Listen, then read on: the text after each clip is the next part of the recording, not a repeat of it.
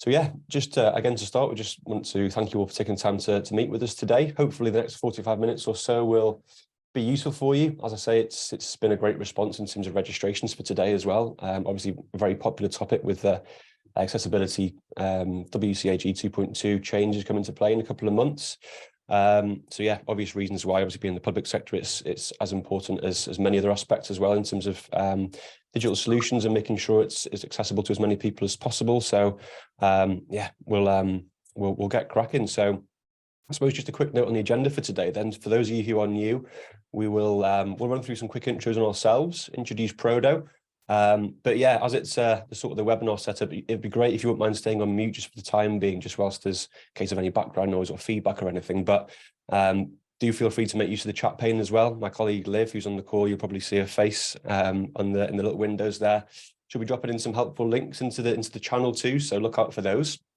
But yeah, we'll obviously go through web accessibility, the changes around 2.2, together with towards the end a few things that from our perspective that we can potentially help you with as well. But yeah, obviously make use of that chat pane for any questions which you might have, in case you want to ask either of or any of us from Prodo on the call today, or even share ideas between one another. We'll do our best to answer those too.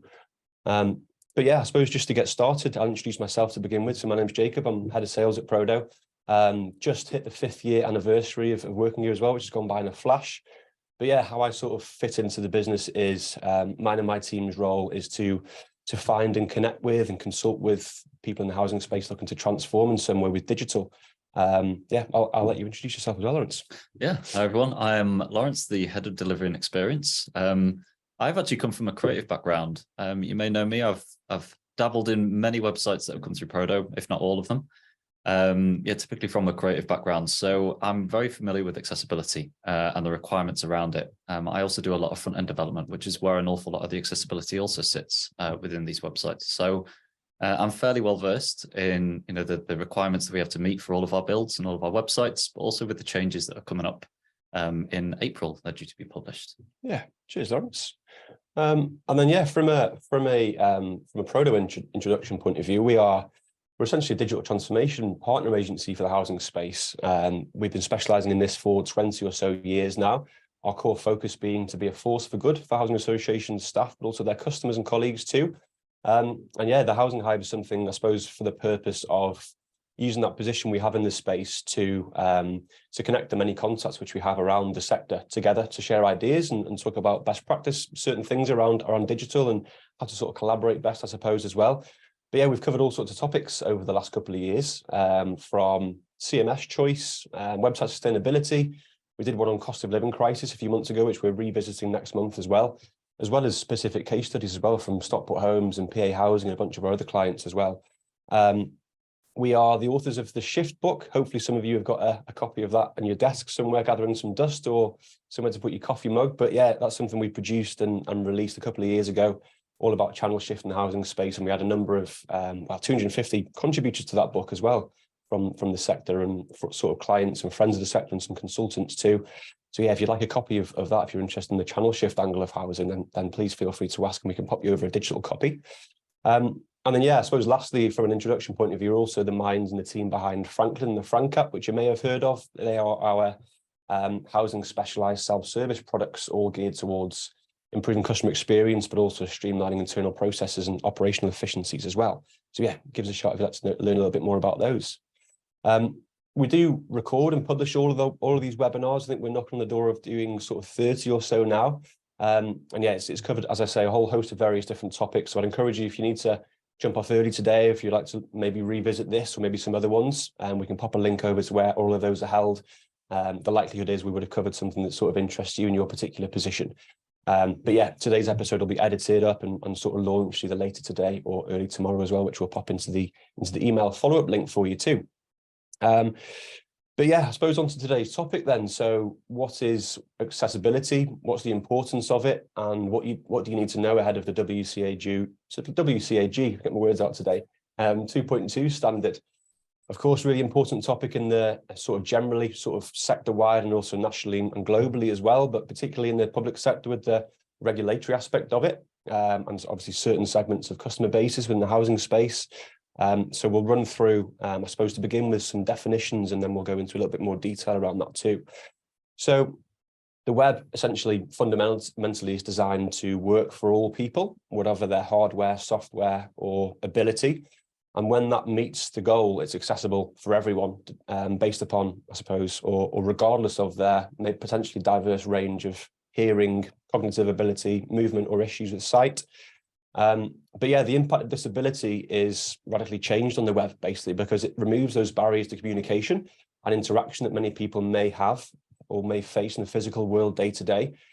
But when we talk about technologies or tools which are badly designed, they can actually create some specific barriers themselves and exclude certain people from using them as well. So it's a really essential topic for organizations and people like ourselves from a development point of view to create that high quality output from a digital point of view to make sure that as many people as possible can sort of make use of them to answer the queries that they have, or to essentially not exclude certain people from their own circumstances from making use of them as well. So to form a bit of a definition there, it's basically an inclusive sort of practice and exercise to make sure those digital solutions are usable by as many people as possible.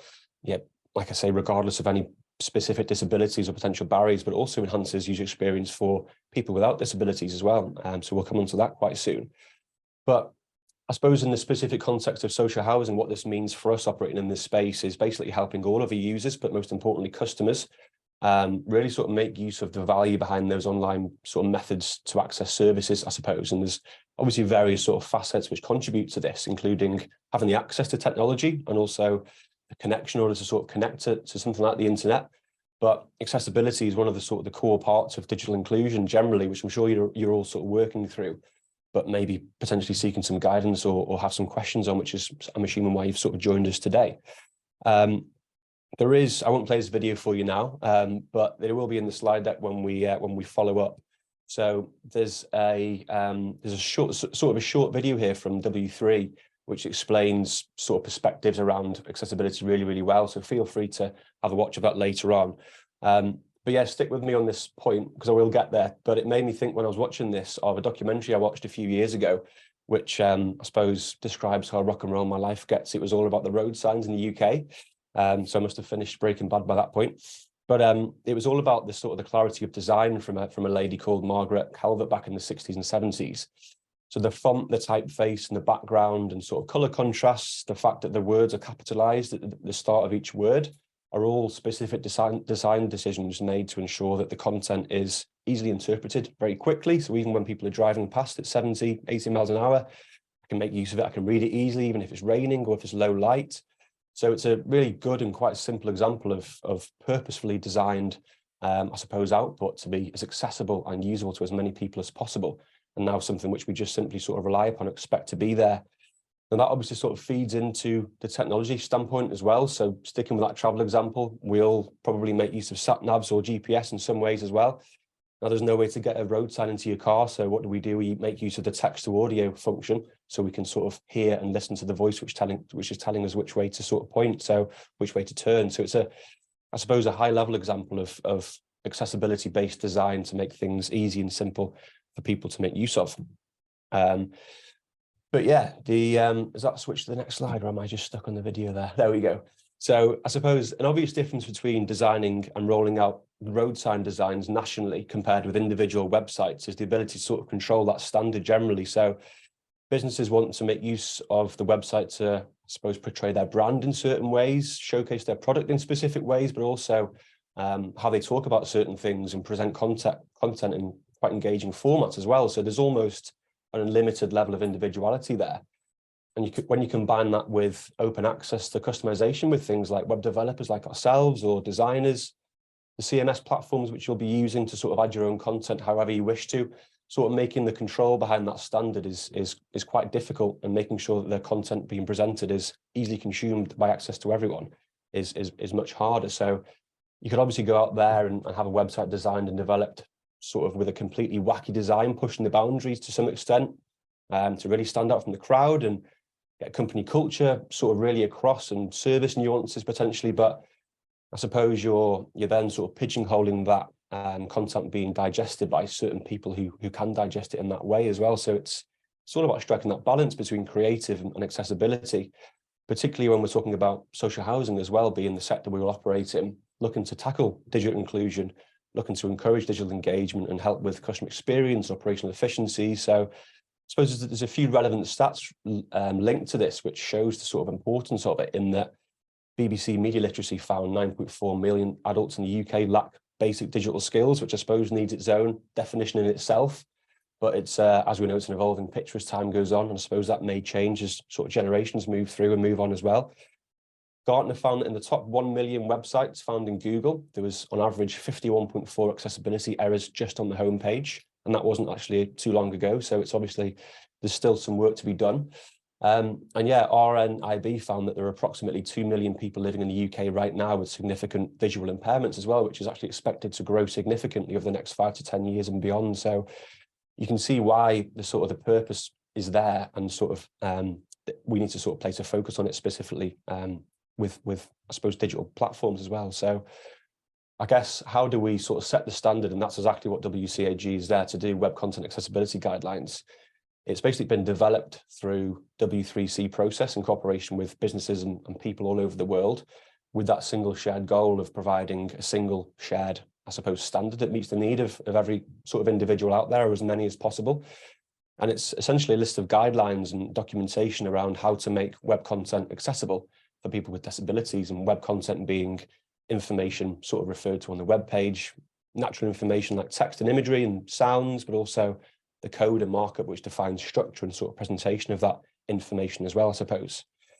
So the importance of it is, I suppose, to begin with from a regulatory standpoint, but also, of course, sort of widen the potential digital engagement to your potential user base as well, enabling people who have certain sort of barriers in place to make use of those solutions, and make you, I suppose, in a position to get the best potential return on that investment into digital as well. So not only customers, it's people potentially attracting potential talent with applicants, potential partners or investors as well. But not only that, generally accessibility enhances user experience for everyone, like we said at the start. So I'd consider myself someone with quite a high level of digital skill when browsing certain things like this. But if I find a website or platform with really poor accessibility, even I find it quite frustrating to find I suppose, complete the actions which I'm there to do. And obviously the final point on that is, from an importance point of view, it's another sort of act upon the digital exclusion topic, which we're all familiar with in the space. Again, providing that experience consistently for as many people as possible, regardless of what that personal circumstance or potential disability in some ways would be. But yeah, from a perspective of specific benefits, of course, it helps those with disabilities or barriers to engaging with all of those different types listed on the left there. But also it's for those other scenarios which benefit people who maybe aren't necessarily sort of defined as disabled in some way. So optimizing accessibility helps people with different device types, whether it be mobile or a smaller sort of viewport. Changing abilities as well, so maybe not defined as disabilities, but people who are getting a little bit older and their sort of change of abilities with sight or something around that. But also things like which you potentially call temporary disabilities. So if you've broken your arm, or if you've lost your glasses or something sort of similar around that, so you're temporarily impaired somewhat, accessibility can sort of help with that as well as situational limitations, like if you're somewhere with very, very bright sunlight behind you, or if you're in a particularly quiet environment, so therefore you can't make use of the audio potentially. Things like slow internet connections is sort of part of this as well. So it's really clear why it's a key part of that digital inclusion piece when we speak about this in the context of housing. And we talk all the time about encouraging digital engagement. What are the tactics to do so? How can we get more people using our portal? How can we reduce phone calls in our contact center for repeatable inquiries? I suppose to start with, it's all around making sure those digital platforms are actually usable, easy to use and simple for as many people as possible generally, really.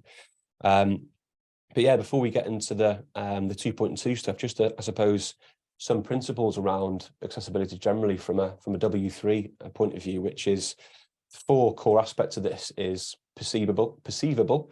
So information and the components on the interface must be presentable in a way which is easy to perceive by the users. It's operable, so the interface components and navigation people are able to use them and they work well, they're not broken. The information on the interface and the sort of the operations around that are understandable, so it's presented in a logical format and quite easy to understand. And it's robust enough that it can be interpreted reliably by a variety of different tools, and we'll come on to accessibility assistive plugins and things a little bit later, but being set up in a way which enables the use of those sorts of piece of technology, which a lot of people will be relying upon as well.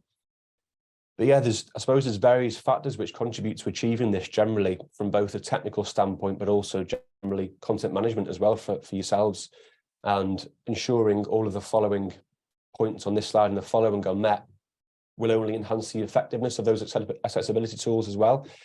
So if there's a screen reader being used and maybe there's no title and those buttons in the code, or if there's no alt text in the imagery, what that will do is just basically read out a generic line rather than something helpful which someone's potentially relying upon. So I guess to begin with, a partner like ourselves with the technical expertise that we have in-house and also design point of view, we build all of our websites and portals in line with the required standards for our clients. And this, of course, isn't an exhaustive list. There's quite a lot that goes into this, but some of the things that we'd sort of take care of for you as part of this would be some of the things on the screen. So making sure there's appropriate use of landmarks throughout the markup on the page, making sure the navigation can just be sort of clicked through on the keyboard, making use of the tab function so people can open the menu and click on links and move through to separate pages, but also making sure from a design point of view, the color contrasts are appropriate as well from foreground to background. So quite often when we move through the design process of a website, we end up consulting on how best to make use of, or even sort of amend and flex a little bit brand guidelines to some extent to make sure we're hitting the mark there as well.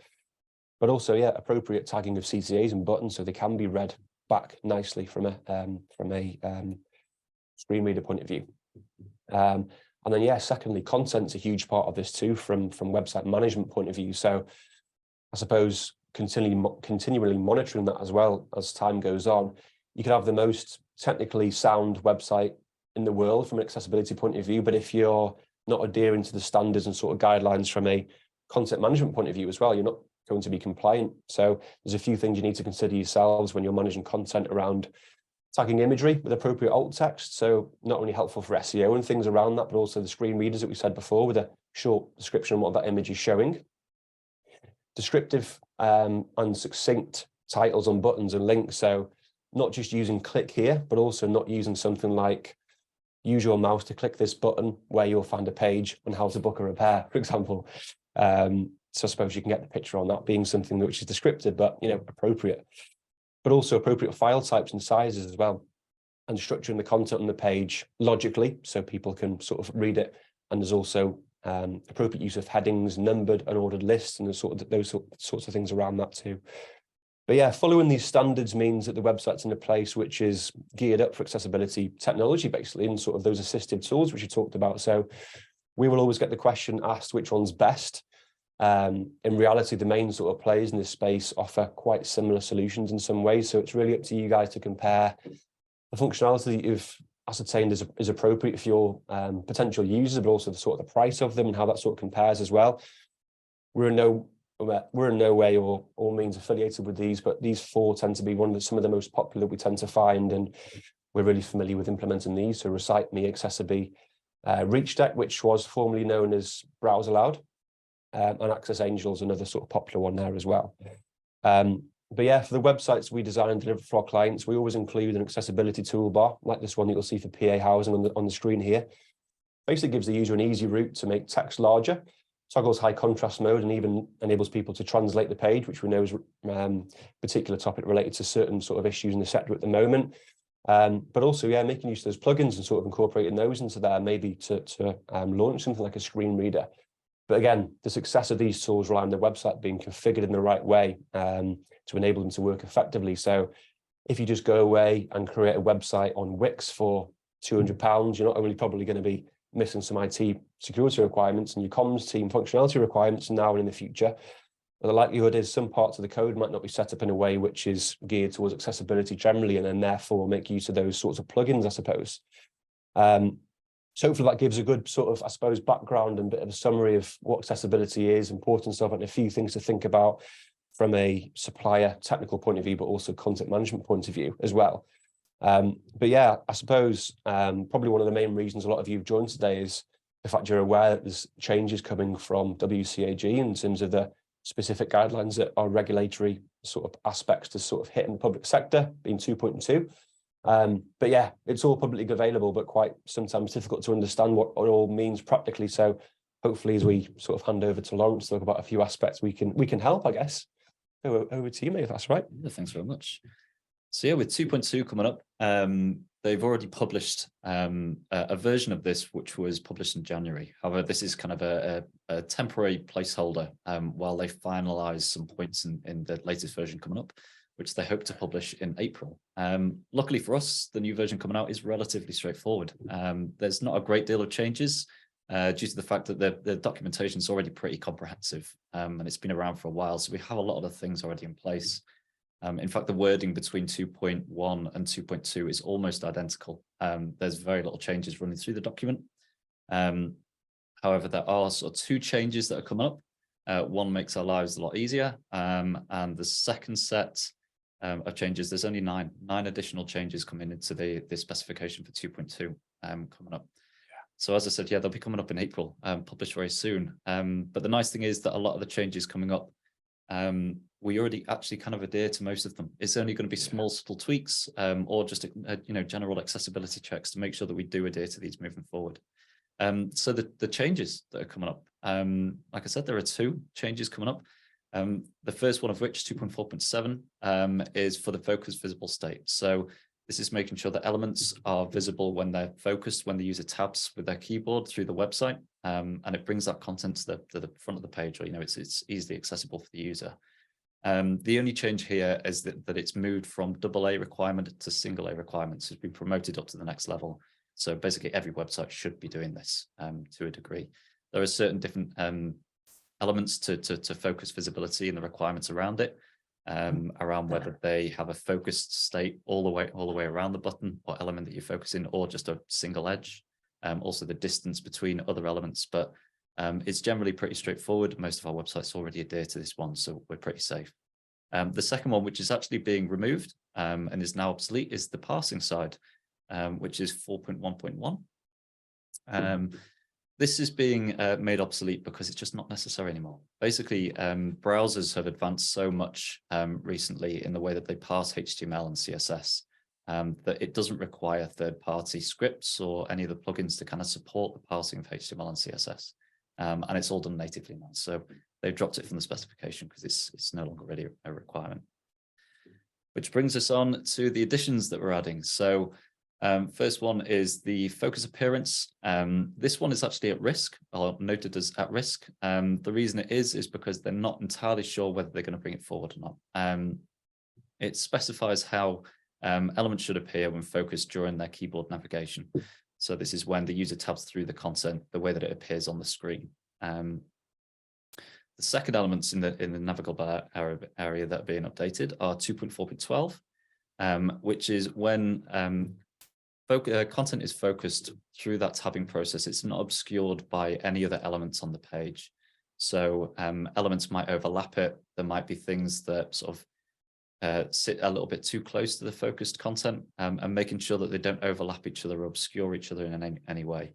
Now, this one's pretty straightforward. Most of the buttons and elements across a page always sit pretty clearly away from other areas of content, makes it fairly straightforward. But in addition to that, they've also added a AAA accessibility requirement behind it. It's the same kind of thing, but it's making sure that it's not obscured in any way. There are some other elements around the way that focus appearance has to sit within the page. So it's making sure that things like the border of the focus state around these buttons have a contrast ratio of 3:1. Certain edges need to have a pixel diameter of at least 1 pixel. And it also doesn't sit within roughly 20 pixels of another button within the page. So if two buttons, let's say, sit side by side and they butt right up against each other, when the focus state of button 1 is focused, it doesn't conflict with the contrast of the second button. So they blend into each other. So it's making sure that they're always, distinguishable from each other. So the navigable area is pretty straightforward. The changes there are pretty simple. The second one is the input modalities. So dragging movements is something that we tend to avoid anyway, really. It's when a user performs an action like maybe dragging a file into the browser to upload it, maybe when submitting a form, or in our particular case, on a property search area. So when the user is trying to define maybe the number of bedrooms that they'd like to search between, or their price range or something like that, a user with any kind of motor impairment would find it difficult to drag that slider across the screen, and keeping their finger on the mouse button, might be difficult for them in these instances. It doesn't mean that we can't do it at all, but what we have to make sure that we do is provide a backup process for the user to be able to change those values over. So whether it's a drop down, or maybe they can type in the value that they want to enter instead. And it's always making sure that we provide an alternative to that. So property search, like I said, is the main one there. The second, probably most common one, is document uploading or attaching files to a form. Typically, we'll always make sure that we provide a click to upload, which will bring up the system's dialog window to choose a file through their Explorer rather than being able to drag it into the browser. So again, relatively straightforward. I think 99% of the people out there won't have a problem with this one, but it's just to ensure that we're creating a level playing field for any user visiting the website moving forward. The other one is target size. So again, most elements across your website will already adhere to this one. It's not a big change. The main kind of element to it is the tappable size of these buttons or links moving throughout the website. So any kind of main button, whether it's a call to action, maybe a menu button, a search button across the website, even things like the arrows on the side of a gallery module. So being able to switch left and right between images need to have a tap size of at least 24 by 24 pixels. Now, typically when we're designing, we always stick to 36 by 36 pixels just to make sure we're, above that threshold, making it as simple as possible. But that being said, it doesn't have to be on every single clickable element across the page. So it's more where there's a key call to action that sits in there. Let's say it's a link within a paragraph of text. That doesn't have to adhere to these rules. That sits within the context of a paragraph on the page or a heading. So they can be just their natural height and width. They don't have to be modified at all.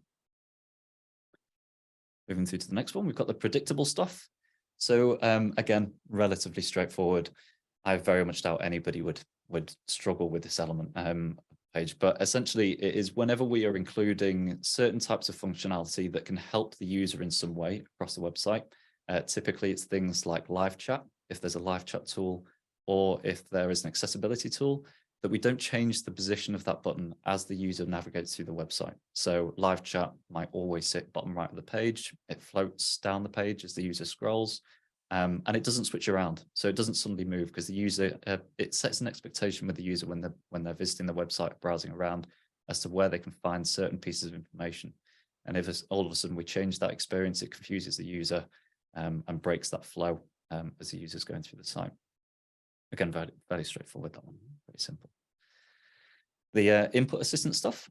So this one is a smaller change, but again, not necessarily something that we come across too often in the housing sector. So it's ensuring things like when a user is logging into an area of the website, we're not forcing them into performing some kind of cognitive test as they're using the website to make sure that we authenticate them properly. So I mean, a lot of you will have seen these already. It's when you're trying to submit a form or log into an area and a little Google box pops up and it says, click on all of the images with a bus in it, or everything with a road sign, everything with a traffic light. Typically, we want to avoid doing things like that. It relies on the user having to perform an additional action that for them might be quite difficult.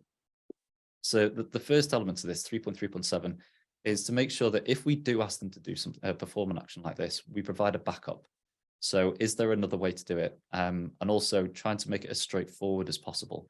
So, it still avoids having people spamming the website and trying to just guess it and get through, but also in a way that it's simple for the user to be able to perform that action and go in. It also covers a couple of other little areas. So things like when you enter your email and your password, don't block them from being able to paste in an email and password. For some people, being able to type in a password with special characters can sometimes be quite difficult, having to hold down multiple keys. And for them, they might use something like a password manager. I mean, we all do it. I do it a lot anyway. And being able to sort of copy a password and paste it into the input field makes life an awful lot simpler. But some people do disable it in the past as they think an extra level of security. But again, it's something that we've never practiced here and really not something that we recommend. But then on top of that, 3.3.8 is essentially the same rules, but a step up. So it's not letting them really use any additional types of input. So we want to remove things like object recognition. So the road signs, the traffic lights, we want to avoid that completely if we want to meet this accessibility. Now, this one in particular, though, is AAA. So it's not AA. It's not a requirement for the housing sector. Not something that we don't have to adhere to, but we just thought we'd note it here as one of the changes coming up in 2.2. There's going to be changes to how things like reCAPTCHA work and those sorts of things to prevent spam then around that. Possibly, but there have been changes with how reCAPTCHA works. So in the latest version, I mean, in the previous version, you had to tick a box and authenticate yourself that way, which, you know, is simple enough. The latest version, you don't have to do anything like that. Okay. Google uses things like IP tracking, known history states. So, you know, kind of what actions you performed in the past and whether they are suspicious. And it'll just automatically authenticate you into the website. So it's fairly straightforward, and they are getting much, much better. I think moving forward, they'll probably just be integrated into the browser as default. Yeah. And there won't be anything needed to be added to the website in addition to, you know, kind of authenticate users. Yeah. So the last one in the input assistance area is the redundant entries. So this is for when the users go down a process of maybe registering or filling out a longer form on the website. So making sure that any information that they provided earlier in the process isn't then repeated. So it's things, I mean, the easiest example here is probably when you're filling out an order form and you're submitting your address.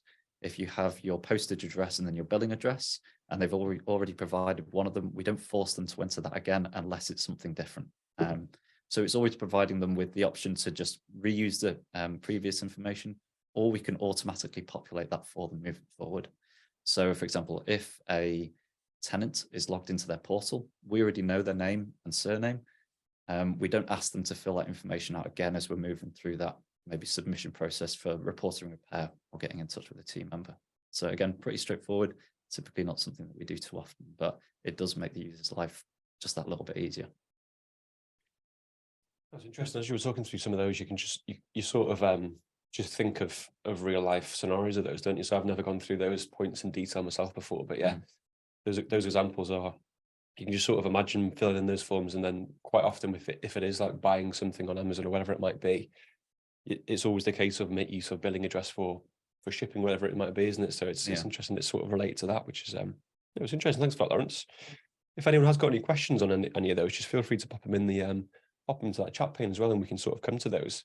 But yeah, the next part is just basically, obviously we've talked through quite a lot of aspects around accessibility today. And there's all sorts of different sort of facets related to this. It's very involved, and there's a lot to consider around it, as you can just sort of see from that short GIF on the screen there. And many sort of factors and requirements around it, but this is literally part of our day job as an agency. So we're very much set up in a way to sort of assist you with this as well.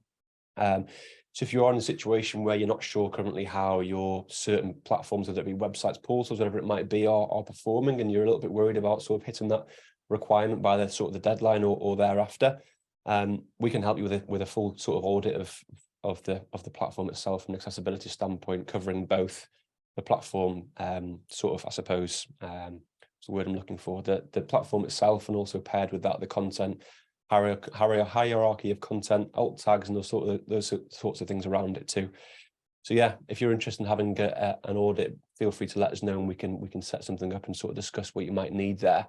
But yeah, generally, as I said a little bit earlier on, the websites and portals we deliver all sort of meet the guidelines as a standard. It's something we've invested into over the years. We have this code base that we sort of work on and maintain going forward. So we make sure that we're sort of on top of these changes as things move forward. So it's something else that our clients don't have to think about when we go down that route of partnering with people. So yeah, give us a shout if you need any help with any of this. But yeah, before you go, there's a couple of aspects, and I suppose to begin with, is there any questions or anything that live in the chat that anyone's popped in there that we need to address, or? No, there isn't as of yet. No, okay, no worries. Well, yeah, if you do think of any guys between now and maybe when you sort of have the follow-up email, feel free to get in touch by the website or some of the links that Liv's put on there, and we can have a chat. But yeah, I suppose before you go, there's a couple of aspects just to talk through. We have the next Housing Hive at the end of March. We're going to be revisiting the cost of living crisis and responding to that in the social housing space, which is something we did in think October or November. Obviously, it's been a few months since then. Things may have changed in terms of ongoing impact, impact to budgets, impact to, we ran one last month in property promotions, and we saw a bit of a trend of shared ownership applicants, bit of a trend of general income around shared ownership applicants being higher. So that's an interesting trend in itself. So we'd love to sort of revisit this topic. It's something we promised we would do after such a great session and a really important one. But we want to make sure that something like this is driven round, or I suppose geared towards something which you want to hear about and want to learn more about. So we'll send through a survey in the follow-up email. It'd be great if you wouldn't mind filling that in. It should only take a couple of minutes, and then we can sort of purpose the session, some of the questions around it, and prepare for those in a way which is going to be answering your questions ahead of time as well. But yeah, lastly, another thing which we can offer is essentially a free audit of the website around, there is some accessibility angles in this, but also general performance things as well around page speed, SEO, and a few other things, which we're doing quite a lot of at the moment for some organizations and some of our clients too. So again, if that's something you're interested in seeing, it's completely no obligation and completely free of charge.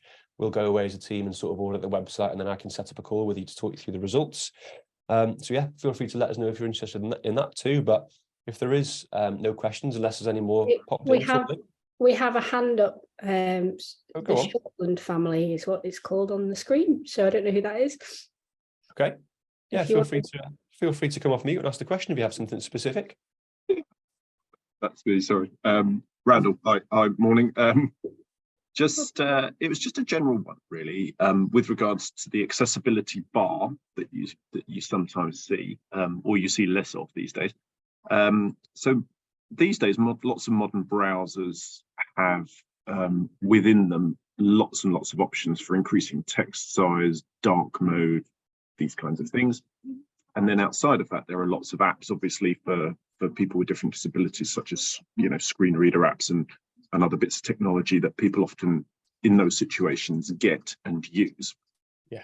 And someone was telling me a little while back, and I can't remember who it was and what authority they may have had in this area, but they suggested that the bar across the top with things like browse aloud was sort of a bit of a thing of the past now, because these, you know, people have got used to using the sort of accessibility functionality within the device itself, or with the browser or what have you.